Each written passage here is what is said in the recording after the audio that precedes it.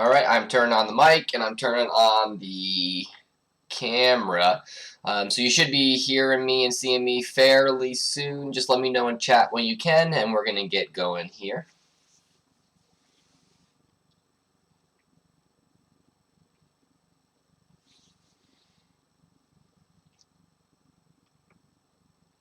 There, looks like I just popped up. You should be hearing me momentarily.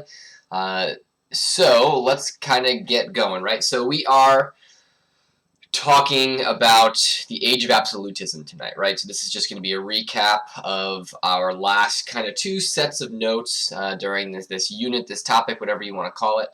The idea of absolutism and the absolute kings in Europe and kind of where that leads, which is going to kind of lead us in next to our next units as well, which is Enlightenment, Scientific Revolution, that stuff. But tonight we're really just focusing on absolutism. So if you have any questions, don't be shy. Feel free to throw them into the chat as we get going here.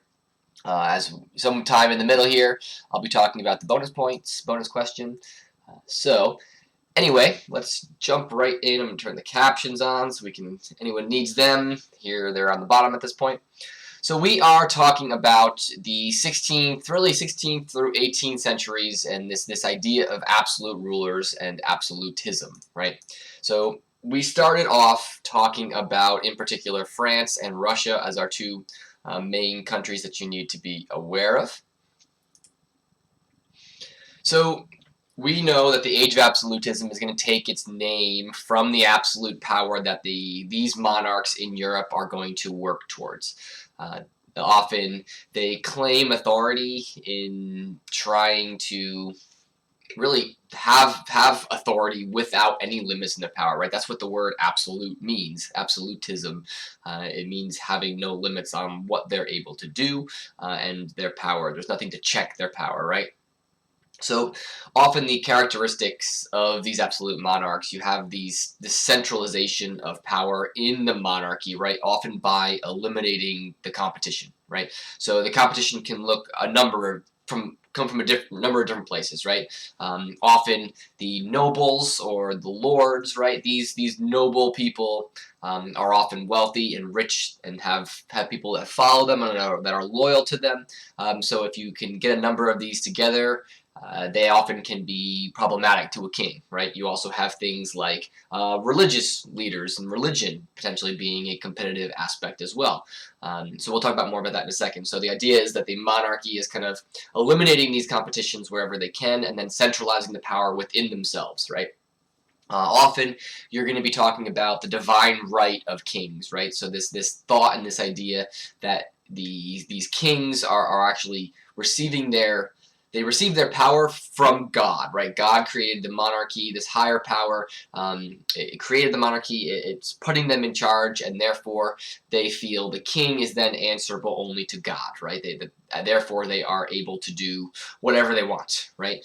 So that's, again, where the term absolutism is coming from, and that's kind of the topic of the evening, right?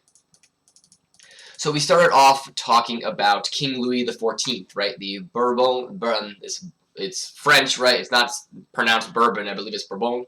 And it is the Bourbon family in this dynasty in France, right? So King Louis XIV is going to come to power. You're not going to need to know these years, but in 1643, and he is going to be the longest reigning European monarch even to this day, right? He's going to rule for 72 years, and he's going to nickname himself, and then kind of people are going to use the term, right, the Sun King.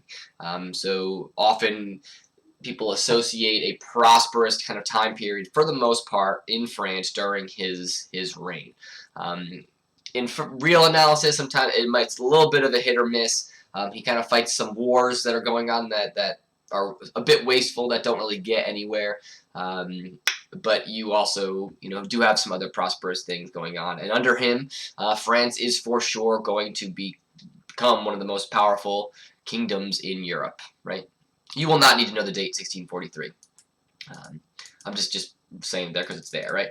So as I was saying just before, often these kings, these rulers, if they're looking to centralize the power within themselves, there is going to be some sort of competition, whether it is the nobles, right? This nobility, these lords, who are all, as I said before, wealthy. They have a ton of money. They have following, followers, right? They have people underneath them. They have their own castles, usually, right?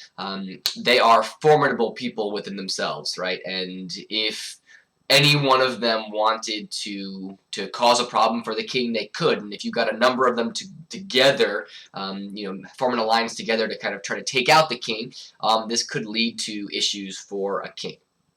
Right? So in some capacity, a king looking to consolidate power is going to try to figure out ways to essentially keep them under wraps, right?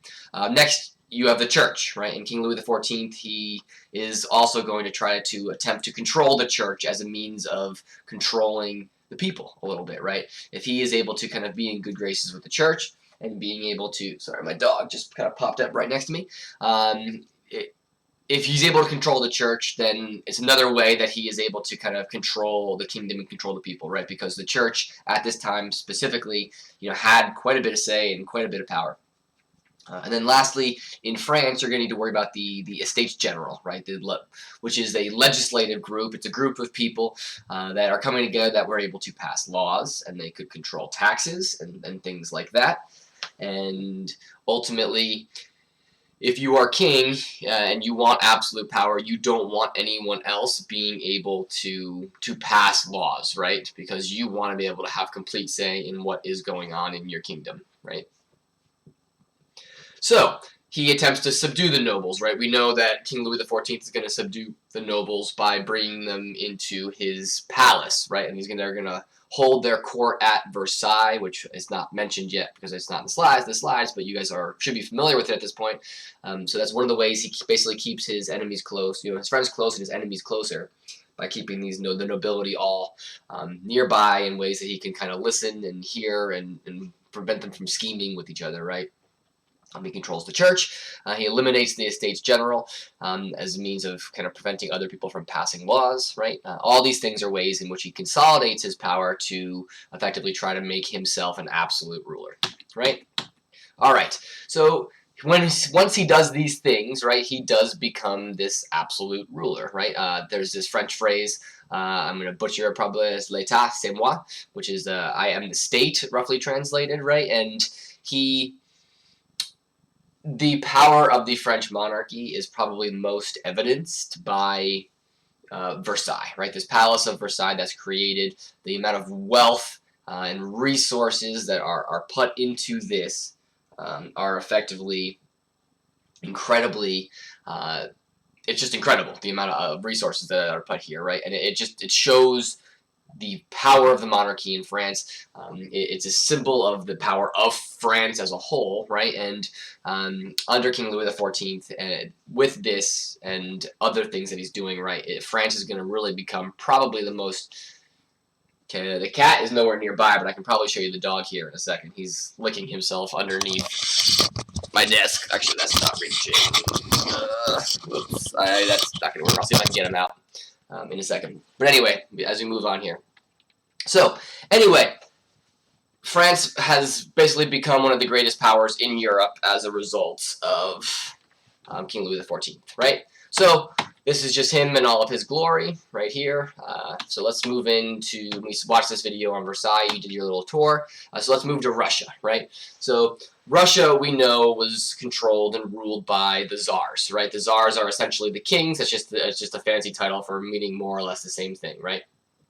And you have what's called the Romanov dynasty in Russia, right? And the Romanov dynasty is going to be in power around 1600 or so, 1613, right? And the Romanovs are going to rule Russia until 1918, right? Really up until World War I, and the Russian Revolution is going to ultimately, it's going to take control and basically execute Tsar Nicholas, who was the Romanov.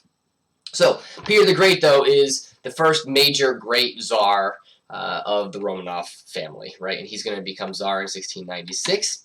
And similarly to Louis XIV, he is going to look for ways to consolidate the power within himself, right? So one of the ways he's doing this is reducing the power of the landowners, which are your nobility, right, and your wealthy people, and that's going to be through St. Petersburg, right? He's going to eventually force them to build estates in St. Petersburg and to live near St. Petersburg similarly, so that he can keep an eye on them at the capital once it's built, right? He's going to bring the church under his control, which is another big part of it, right? Controlling the Russian Orthodox Church and making him one of the figureheads of the religion is going to go a long way in controlling the people as well. Additionally, he's going to build a large army and expand Russia territorially, right? So that's pretty important as well. And these things are all going to be factors in which kind of consolidate his power and give him this kind of absolute authority in Russia. Right? So we also should remember that Peter travels to the west, right? He's going to do that kind of circle around throughout Europe where he's going to kind of learn from what he sees, right? He's going to go and likes what he sees, and he brings a lot of it back with him to Russia, whether it's shipbuilding, whether it's learning how to build cities that can kind of you basically hold out the sea, and which is where he's going to build St. Petersburg and off of the Baltic Sea, kind of leveeing and damming so that he can kind of build this in a marshy swamp kind of area. So he also is going to force Russians to kind of adopt these Western ways, right? Things like beards, right, and the beard tax, among other things, right? So, and he's going to build the city of St. Petersburg on the Baltic Sea, and I'll show you a map in a second. That's really all you need to know for Russia. The Baltic Sea is this is where he's going to expand here in Western Russia, into the Baltic Sea here. He's going to take that land from Sweden, some of his conquests here, and this is going to give them ports, basically, that are going to be accessible into the Atlantic Ocean, right? You got England and Great Britain right here. This is Northern Europe right here, besides Sweden and such. So that's pretty important, right? It's going to give them geopolitically this place that they're going to give them access to the water, right? He's going to build this navy, and that's going to all be one of the reasons why he's going to be considered great. Okay, so let's kind of move into our second part. Any questions about that part as I'm getting the second one up here? Here we go. Give me 10 more seconds here. This would be a good time to talk about the extra credit question. So the extra credit question, I'm going to ask the back to cross country. We had our cross country regional championships today, and the question is going to be knowing the places that the teams scored. So in order to get the point, you're going to need to know both, and you're going to need to know that the boys actually were runner-up in the region, so they're going to be moving on to the state championships. They took second, and the girls, unfortunately, they just missed out, and they ran really, really well, but they ended up fourth, so they were fourth place. The boys were second, and that's what you're going to need to know. So let's kind of keep rolling here. Whoops. Yeah, there we go. All right, present. Captions. Okay, so let's keep going. All right, so we are now talking about the English Civil War, right? And we've been talking about the absolute monarchies that developed in Europe really after 1500 or so. The English monarchy is going to develop a little bit differently, though, and that's largely as a result of some fighting that had been going on within England itself, right? You're going to have some other traditional English freedoms that had been basically from fourth place. Yes, boys were second, girls were fourth, Muhammad. So anyway, these English traditions are going to stem from really the 1200s around the Magna Carta, and then common law that develops beyond that, right? So that's where these foundations come from, right? You have the Magna Carta. I'm sorry, I'm going to sneeze or something here. Anyway, but I'm good. So the Magna Carta, right, is this document that's signed by the king, but also signed by many of the lords, and basically it's going to guarantee some of these political rights. Excuse me, sorry. So, anyway, you have things like the jury trial, right? Protection of the laws, no taxation without representation. Common law, this is unified body of law formed by the royal courts over time. The jury system, right? All of these things are existed in England, right, at this point. So in order for a king to essentially try to assume absolute power, he's going to need to kind of go against a lot of this stuff, right? And that's what's going to lead to our Civil War a bit. So let's take a second here and talk about the line, right? So we talked about kind of the Charles sandwich on James bread, right? So if you look, you have the meat here of Charles I and Charles II, and you have James I on the top and James II on the bottom. So this is your order that you need to know. And at least I can tell you this is pretty much for sure going to show up. So hold on one second, close this door here.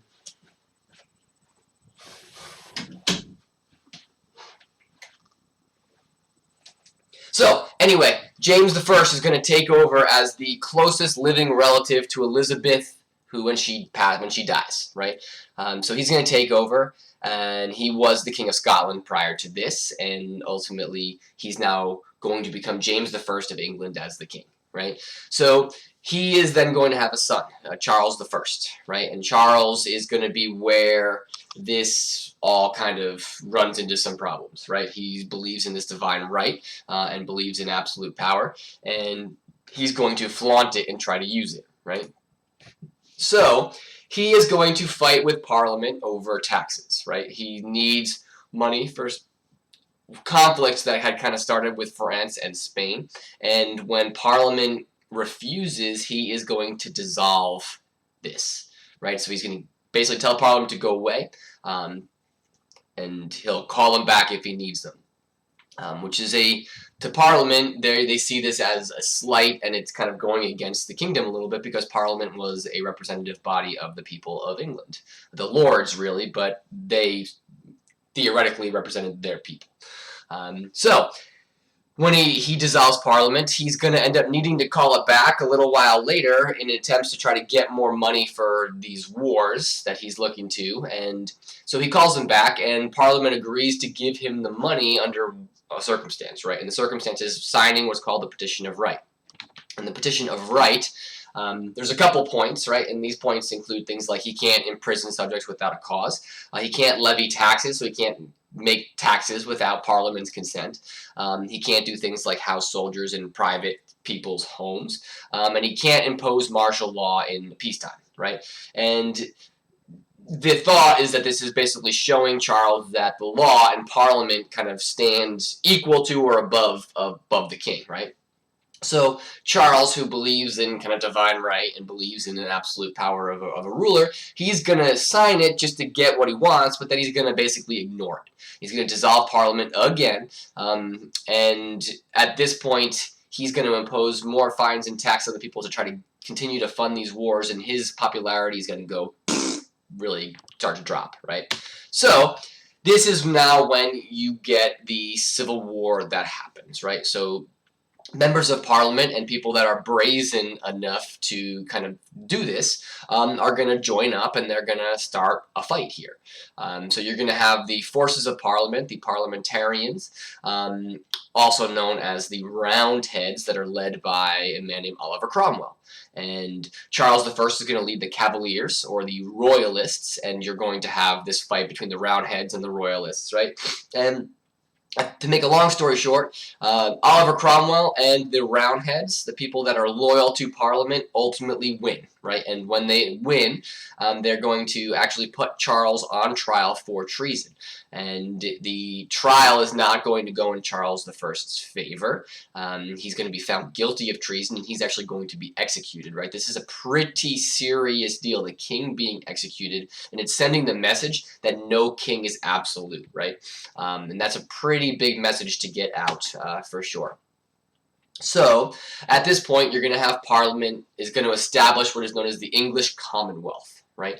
And at this point, Oliver Cromwell is going to rule England, and he's going to abolish the monarchy and the House of Lords, which is this part of Parliament, right? And he is going to kind of act kind of as a dictator himself, right? He's going to pass laws, puritanical laws based off of his religious beliefs. He is going to be fairly religiously tolerant to other Protestants, but Catholics, it's not so much, right? So, what's going to happen is now, after a little while here, you do have, Cromwell's going to be this kind of hero of the Civil War, but at the end of the day, he can't live forever, right? And he's going to die, and Parliament is going to act now to restore the monarchy, right? And they do. They bring back Charles I's son, Charles II, to basically give the kingship back to him, right? Charles II, he respects Parliament at this point. He's learned the lessons of his father a little bit, right? He's fairly well liked as king. He doesn't have any kids, and when he dies, the throne is now going to pass to his brother James. The problem is, James had been in France during the English Civil War, and when he was in France, he kind of started to interact with people in France, and he is going to convert to Catholicism while he was in France, right?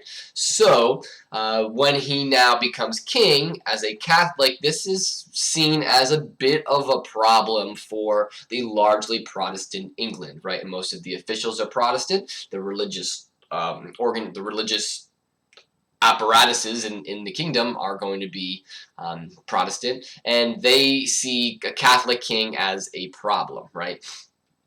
James II starts appointing Catholics to office. As these things are going on, basically he becomes very unpopular himself, right? So you're going to have now this kind of conflict between Protestantism and Catholicism a little bit, and he has multiple wives, right? And his first wife actually was named Mary, and she was Protestant. So what's going to happen now is Parliament is essentially going to back James's daughter over James, and they're going to offer his daughter Mary basically the throne with her husband, who was the Prince of the Netherlands, to rule England, right? They're going to be, you can come, you can basically kick him out, we're going to back you, and you can rule England in his stead, right? You're Protestant, he's not, we're much happier having you in there, and we're willing to do this as long as you accept what is known as the English Bill of Rights, right? And the English Bill of Rights we looked at in class, but it's going to essentially establish this constitutional monarchy where you're going to have this kind of this relationship between Parliament and the King, kind of this 50-50 deal, that's the way it's going to be from here on out, right? It's going to give rules to Parliament and give rules and basically protections and rights to these citizens and people of England, and they sign it, right? They're okay with this. They sign it, they accept it. William and Mary then are going to kind of lead this army to London, and James II is going to actually just leave. He's not even going to fight. He's going to flee back to France, where he kind of came from again, and he's going to, it's this bloodless overthrow, and it's going to become known as the Glorious Revolution, right? So you have the Restoration after Cromwell, bringing the king back into it, and you have the Glorious Revolution, reestablishing the Protestant kings and royal line in England as well. Okay, so lastly, right, just look at some of the things of the English Bill of Rights, right? So you have the king not being able to interfere with Parliament or the making of laws, right? Parliament having the power of the purse, so they can decide what they spend, what the kingdom spends money on. Habeas corpus is this idea that no person can be imprisoned without being charged with a crime. You have no cruel and unusual punishment. No Catholic on the throne is enshrined in the Bill of Rights. You also have other outcomes, right? So England becomes this constitutional monarchy, not an absolute one in comparison to like France and Russia at the time, as we were just saying, right? You have an increase in parliamentary power over royal power. And then you're going to also have the establishment of political parties and things going on at this point as well. This is where you get the Whigs and the Tories. Okay? And then, just generally speaking, there is an expansion of rights of the Englishmen. So Cromwell is not technically a royal bloodline.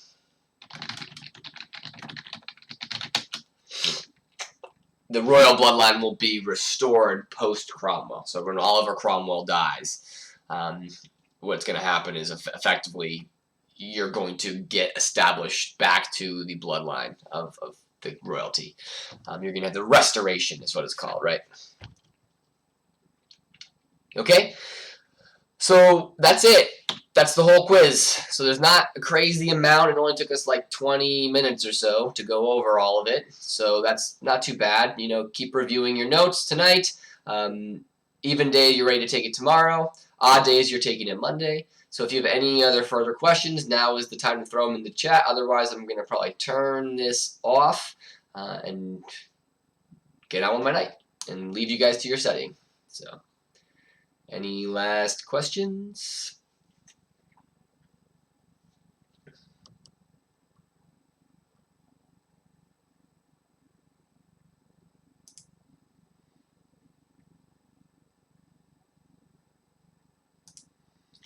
All right. Any last questions? If not, speak now. Forever hold your peace. All right. Night, guys. See you, most of you, tomorrow. Otherwise, I'll see you on Monday. My cat is not around, but I can probably get you to see my dog. Hey, come here, Mouse. Come here. I'll pick him up. Ready? Come here. Whoa, I got you. Here's my dog. That's Miles. He's confused. Not really.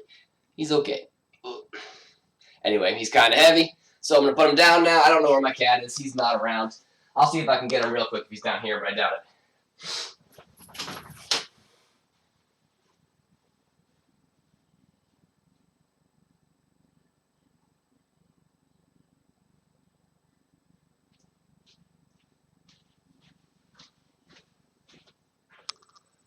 Oh, I didn't have his face in view.